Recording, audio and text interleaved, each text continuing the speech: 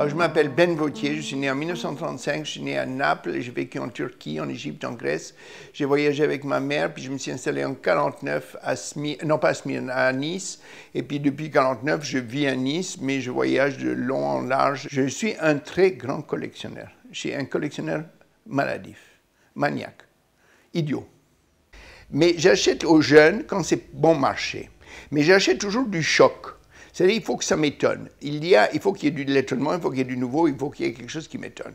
Donc je suis considéré comme un très bon collectionneur radin.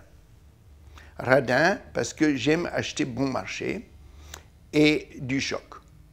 Je n'irai pas acheter un truc qui est un Benavené de grande valeur ou un truc comme ça ne me plairait pas.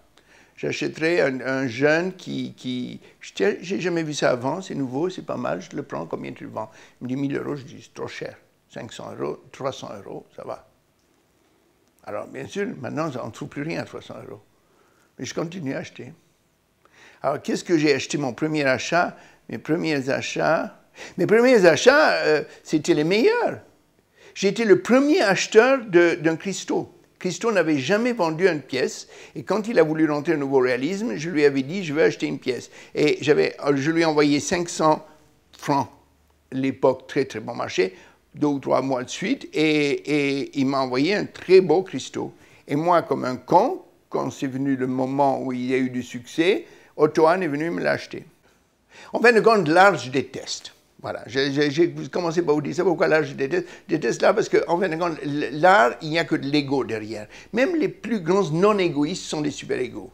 Même les non-égaux existent. Même l'anti-égo, c'est de l'ego. Même quand je dis merde à l'art, c'est de l'ego quand même. Si je vais être le premier à dire merde à l'art, tout ça. Et tout ça, c'est quand même l'ego toujours derrière. Donc l'art est enfermé dans un ego. Pour quitter l'art, il faut se suicider. Il y a Virginia Woolf qui s'est suicidé, Rothko qui s'est suicidé, Bernard Buffet s'est suicidé. Tous ces gens se sont suicidés différemment. Bon. Et jamais ils ont dit « je me suicide à cause de l'art ». L'art a été un des prétextes, parfois peut-être, parce qu'il n'arrivait pas à peindre, il avait la maladie de Parkinson, il se suicide, mais c'était pas... Moi, j'aurais voulu qu'ils se suicident en tant qu'œuvre d'art, et que leur femme soit là pour vernir le jour du vernissage, quoi. En fin de compte, mon mari a sauté du 7e, en vernis, au sol, avec un grand buffet et cocktail. La femme vernit, le mari meurt. J'ai toujours été fasciné par le suicide. J'ai toujours pensé que si je pouvais faire de la mort une œuvre d'art, ça m'intéressait. Un jour, j'avais été même voir, quand Yves Klein est mort, j'avais signé sa mort et je l'avais apporté à Madame Rothroth. Et j'avais dit, tu vois, j'ai signé la mort de ton mari. Il m'a dit, il n'a pas très bon goût. Il n'a pas du tout apprécié. Voilà. Mais moi, je voulais toujours me suicider.